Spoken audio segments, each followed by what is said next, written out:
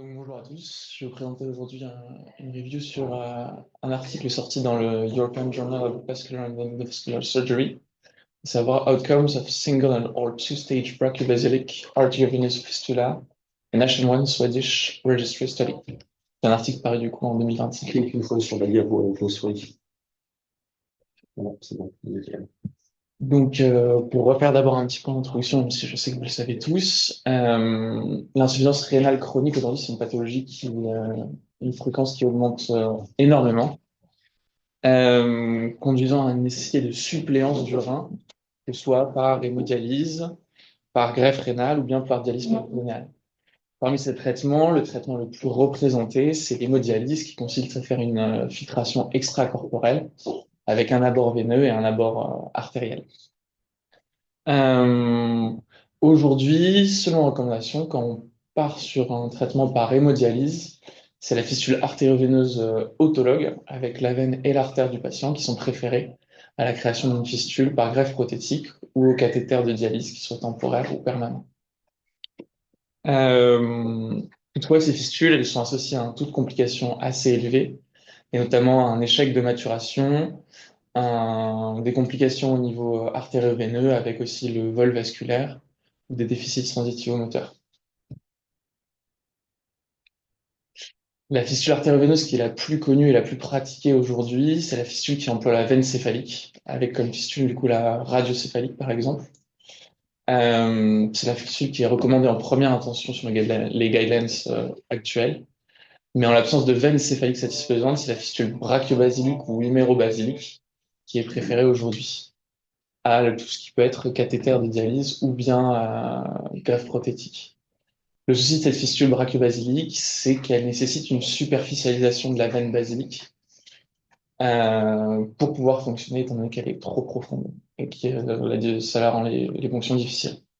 Pour cette création de fistule, du coup, on peut avoir deux temps chirurgicaux ou un seul temps chirurgical, à savoir une chirurgie et une superficialisation dans le même temps, ce qu'ils appellent BB1, ou dans deux temps, c'est-à-dire la création de la fistule, une attente, puis une superficialisation de la veine dans un deuxième temps, ce qu'ils appellent BB2. Aujourd'hui, il n'y a pas de supériorité prouvée de l'une des méthodes chirurgicales sur l'autre. Donc, c'est dans ce contexte que cette étude s'inscrit pour essayer de voir s'il y a une supériorité d'une des méthodes sur l'autre. Pour ça, l'équipe médicale a fait une étude observationnelle nationale rétrospective qui était fondée sur les registres nationaux du coup suédois de santé. Ils ont utilisé les registres nationaux concernant les pathologies. Ça, c'est le registre national classique. Et ils ont aussi utilisé le SSR, donc, qui est un registre des insuffisants rénaux dans tout le pays, avec du coup tous les sites d'hémodialyse recensés et du coup des informations concernant les patients associés. Pour ce faire, ils ont inclus tous les patients âgés de plus de 18 ans, donc ici de 18 à 87 ans, qui avaient bénéficié entre 2011 et 2019 d'une création de fistule artério-veineuse du coup brachiobasilique.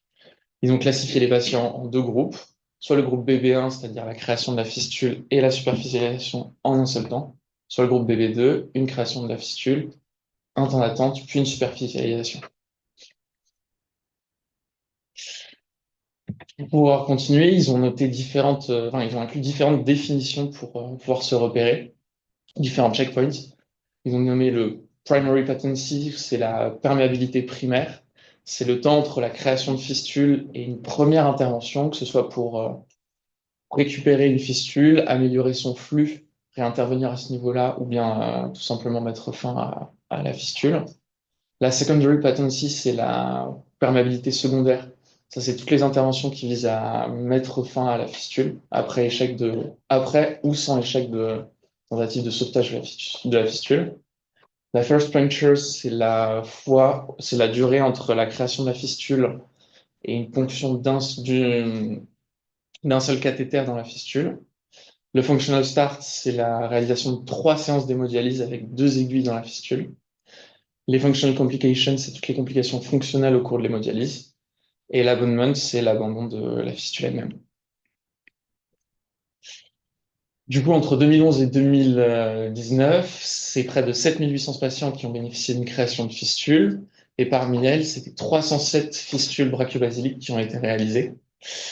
Il faut savoir qu'il y a eu du coup 224 fistules réalisées, brachiobasiliques réalisées en un temps, contre seulement 83 réalisées en 2 temps.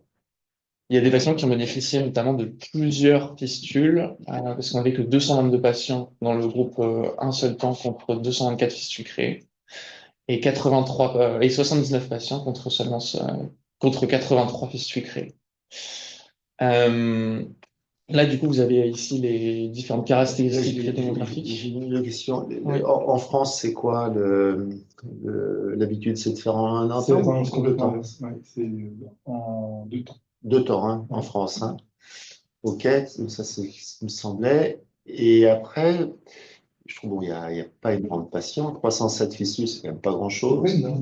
Et surtout, Oui. c'est sur 106 chirurgiens. C'est sur 106 chirurgiens, ouais. Les Euh, chirurgiens réalisent en moyenne entre 1 et 5 fistules. on sait que la fistule, il y a quand même plein d'éléments techniques. Enfin, c'est très, quand même, voilà.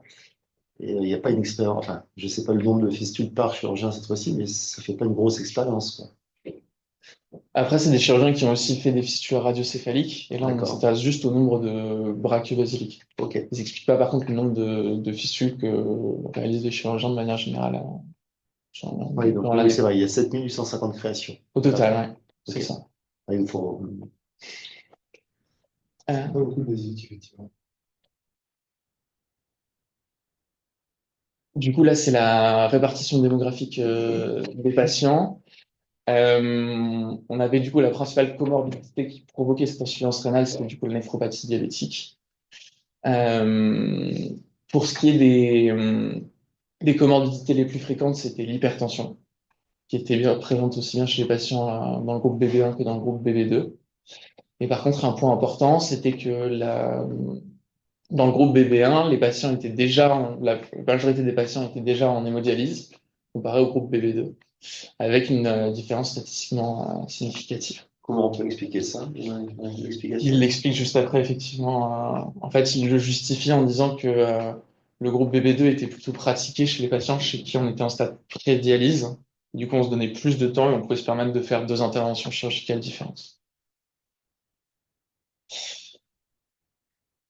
Concernant du coup les complications entre la méthode chirurgicale en un temps et la méthode chirurgicale en 2 temps, il n'y a pas eu de différence statistiquement significative pour les infections, les thromboses ou les hématomes post-opératoires. Par contre, on avait des sténoses veineuses qui étaient beaucoup plus fréquentes dans le groupe BB1, avec 70% des patients qui ont présenté une sténose veineuse contre 48% pour les BB2.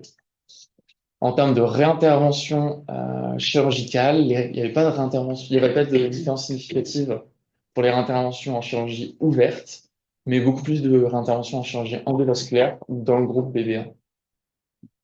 À chaque fois, c'est l'incidence annuelle qui est représentée pendant le suivi des patients. On n'a pas d'idée du site des sténoses. Non, ils ne les décrivent pas Ça, du c'est tout. une post-instomotique. Voilà. Non. Concernant les checkpoints, du coup, pour la perméabilité primaire et pour la perméabilité secondaire, en termes de perméabilité primaire, on a une différence qui est statistiquement significative. Donc, en bleu, la courbe des patients BB1 et en rouge, la courbe des patients BB2. Donc, donc ça, c'est une courbe de survie avant, du coup, réintervention, euh, dans le cadre de la perméabilité primaire. Le point important, c'est non seulement qu'il y a il y a une différence statistiquement significative, mais surtout qu'à 1 an, on a une grande majorité de la population qui a déjà bénéficié d'une réintervention, que ce soit dans le groupe BB1 ou dans le groupe BB2. Concernant la perméabilité secondaire, donc là qui se manifeste soit par l'abandon de la fistule ou par un événement qui met fin à l'utilisation de la fistule, on n'a pas de différence significative même si on retrouve un écart. Donc on va plus arriver à une conclusion certaine. Ce que sur les fistules, le endpoint qui regarde, c'est plus 6 mois qu'un an. C'est pour ça que 6 mois, c'est bizarre que ça apparaisse pas, parce que, enfin, Benoît, tu me dis si je me Ouais. trompe, mais c'est quand même plus rapidement qu'on a des problèmes de sténose, etc. Ça arrive vite, hein. Un an, Ouais, c'est assez tardif, je trouve, pour regarder ça. effectivement. On voit d'ailleurs hein, les courbes qui se cassent la gueule là, Mm. entre 0 et 1 an, c'est autour de 6 mois que ça tombe dur. Après, Effectivement, il ne détaille pas du tout le côté 6 mois. ouais, parce qu'ils l'ont, à mon avis, ils l'ont pas dans le registre. Souvent, c'est même 1 mois, 3 mois, 6 mois. Mm. Ok. Non, effectivement, il note que les différents checkpoints à 1 an, 2 ans, de manière annuelle. Concernant du coup le groupe BB2, concernant la durée de chirurgie entre les deux interventions. Donc ça, c'est pour le temps médian entre la superficialisation de la veine et du coup la première ponction, qui n'est pas la première dialyse. La première ponction, pour rappel, c'était juste le fait d'introduire une aiguille dans la fistule. Il y avait 62 jours d'attente de moyen médian entre la superficialisation et la première ponction. Du coup, de manière générale, entre la création de la fistule et sa première ponction, on avait un temps médian de 73 jours pour la chirurgie en attente, contre près du double, 141 jours pour la chirurgie en 2 temps. Et concernant le functional start, comme ça, c'est le début réel de l'hémodialyse. On avait 0 jours après la première ponction pour le groupe BB1, contre 4 jours entre la première ponction et le début de l'hémodialyse pour le groupe BB2. Concernant les potentiels facteurs de risque du coup, qui étaient associés à ces événements, le diabète, comme je vous l'avais dit, c'était la première cause d'insuffisance rénale et c'est aussi la comorbidité la plus associée aux troubles de la perméabilité primaire ou secondaire. Et il n'y avait pas d'impact concernant l'âge ou la cause de l'insuffisance rénale, la cause de l'insuffisance rénale terminale par ailleurs. Un point important, c'est que le sexe féminin était associé à un plus grand taux de complications, avec notamment un plus grand taux de sténose et un plus grand taux de réintervention, que ce soit des réinterventions ouvertes ou fermées. Et ça, c'est dans les deux groupes. Ça, c'est dans les deux groupes, tout à fait. Mm. Le taux d'occlusion de la fistule et d'abandon de son utilisation était aussi plus important chez les femmes. Et pour contrebalancer, le taux de mortalité, lui, était plus important chez les hommes à partir de 2 ans post-intervention. Du coup, pour réfléchir sur tous ces résultats, de manière générale, du coup, la procédure en 2 temps chirurgicaux, elle a présenté moins de réintervention, mais un temps beaucoup plus prolongé avant la première ponction et l'utilisation de la fistule. On a eu tout de même que le taux de réintervention était important dans les deux groupes, même si on avait une différence significative. Et peu d'abandon, par contre, de la fistule, peu importe la technique employée. Donc, vous pouvez se demander si les patients, justement, qui bénéficiaient d'une création de fistule en un seul temps chirurgical, les chirurgiens n'avaient pas envie de mettre plus de moyens pour sauver cette fistule en comparaison aux patients ayant bénéficié d'une méthode en 2 temps chirurgicaux. Concernant l'impact du sexe féminin, du coup, avec le taux de réintervention et d'abandon plus important, on peut se poser la question de la variabilité de l'extensibilité veineuse, s'il y a une différence entre les sexes, ou bien sur le calibre artériel qui est plus petit. Il y avait des études qui ont prouvé effectivement que le calibre veineux entre les sexes était identique entre les hommes et les femmes, mais par contre, le calibre artériel était plus petit chez les femmes. Concernant les limites de l'étude, c'était du coup une limite qui est rétrospective et observationnelle, qui a lieu justement qu'en Suède, donc pas multinationale. Et l'une des grandes limites, c'est qu'il manquait les informations per-opératoire, à savoir quelle technique chirurgicale était employée, comment était l'état artério-veineux avant la création de fistule et à la superficialisation de la veine. Toutefois, on rappelle qu'il y a un grand côté du projet post-création, c'est-à-dire qu'au final, 80% des fistules dans le groupe BB2 ont été superficialisées. Ça fait 20% de fistules qui n'ont pas été superficialisées dans un second temps. On sait pourquoi? Non, ils ne le développent pas du tout. Mais ils disent que c'est en accord avec les guidelines, avec les chiffres qu'on retrouve au niveau international. J'ai pas cette notion-là, moi. Ouais, j'ai plutôt la notion que c'est un chiffre beaucoup plus élevé, Ok. mais ça dépend aussi du nombre de patients qui sont arrivés à l'hémodialyse. Il y a des patients chez qui on fait une fistule qui n'arrivent pas à l'hémodialyse, soit parce qu'ils sont greffés avant, soit parce qu'ils sont morts avant, Justement, c'est qu'ils changent de technique en cours de route. Justement, c'est ce qu'ils disent, c'est que dans les deux groupes, il y avait environ un tiers des patients dans chaque groupe qui n'avaient pas bénéficié par la suite de l'hémodialyse sur la fistule, que ce soit pour des causes médicales ou pour des refus du patient aussi. Donc c'est pour ça qu'il faut se poser la question de savoir quand créer cette fistule. Est-ce que dans certains cas, on la crée pas trop tôt en stade pré-dialyse ou bien trop tard déjà en stade plutôt palliatif? Pour finir, du coup, il y a des avantages et des inconvénients à chaque méthode employée. Il faut les garder en tête. On n'a pas une méthode qui paraît bien supérieur à l'autre d'après cette étude. Et surtout, il faut bien s'adapter au patient préopératoire, à savoir ses comorbidités, son sexe, l'état clinique par ailleurs, et la volonté du patient pour définir avec lui le meilleur traitement de l'insuffisance rénale et du coup la meilleure intervention chirurgicale et création de fistule. Merci beaucoup. Donc, on conclut par quoi? On conclut par le fait que du coup la fistule en un temps chirurgical, ça permet une hémodialyse qui est beaucoup plus rapide. Il y avait 70 jours de différence entre les deux, mais un taux de complications beaucoup plus élevé. Du coup, eux, ce qu'ils expliquent dans l'article, c'est qu'il faut adapter au patient, à savoir dans quel délai on doit initier l'hémodialyse, et est-ce qu'on peut se permettre de mettre un cathéter de dialyse par exemple avant, ou est-ce qu'il faut directement aller à l'hémodialyse.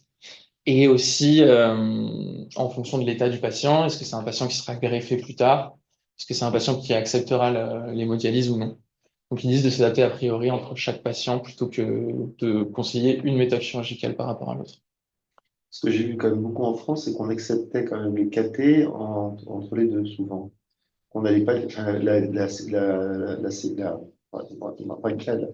En un temps, moi, je l'ai quasiment jamais vu, hein. Ouais, alors en fait, c'est parce que les malades arrivent trop tard au stade du diagnostic de l'insuffisance rénale terminale. Ouais, Et donc, les malades, ils ont un cathé par défaut, par nécessité. par nécessité, parce qu'ils ont un abord qui n'est pas praticable immédiatement et qu'il faut les diviser. Néanmoins, je trouve que dans cette étude, le truc qui me manque, enfin les trucs qui manquent le plus, c'est le diamètre des vaisseaux dans le mapping opératoire. Et ce qui est une étude qui a été publiée en 2000 et quelques sur les critères qui permettaient de choisir en un temps ou en deux temps, et le diamètre de la veine était important. Et le diamètre de la veine, c'était plus ou moins 4 mm. Ok. Moins de 4 mm création en deux temps, plus de 4 mm en un temps. Sinon, il ne l'évoque pas du tout là-dedans. Bah oui, et effectivement, c'est une étude basée sur les registres, c'est pas très étonnant qu'il manque ce style de données, parce que dans la période post-opératoire immédiate, ce qu'on note quand même dans 25% des cas environ, c'est des sténoses post-anastomatiques. Ce qui plaide en faveur de la création en deux temps. C'est-à-dire que quand tu crées ta fistule, que tu as une sténose post-anastomotique, au moins dans le deuxième temps, tu peux traiter ta sténose post-anastomotique en réimplantant la fistule un peu plus haut et en tunnelisant ta veine. Et puis, il manque aussi le détail sur la technique de superficialisation qui, je pense, influence aussi le type de resténose. Et on a quasiment constamment des sténoses à la rentrée basilico-humérale, mais ces sténoses, elles sont très probablement plus fréquentes dans les retunnelisations, parce que l'angle imposé par cette technique est beaucoup plus important sur la rentrée basilico-humérale par rapport aux techniques par surélévation qui ont un angle qui est quasi anatomique. Oui. Et ça, c'est un point très important, et ça paraît pas. Et ça, c'est Non, pas. Ouais. ça ne parle pas du tout, effectivement. En pratique quotidienne, tu recommandes combien de temps, toi, entre la création et la superficialisation? Un mois pour que au moins la cicatrice de la création soit complètement fermée et qu'on soit à Et distance. après, parce qu'elle est déjà un peu mature après un Ouais. mois, et après, pour la reponction, pour la première ponction, Ça, c'est au bon vouloir du néphrologue, en fonction de de- l'hématome éventuel. Exactement. C'est Mais elle est c'est quand quasiment même rarement applicable tout de avant un suite. mois. Non, non, c'est Non? rarement applicable avant un mois. Avant un mois. Donc, ça fait en tout 8 semaines avant d'y aller, quoi. Ça fait au moins 8 semaines. C'est le délai minimum. D'accord. Minimum.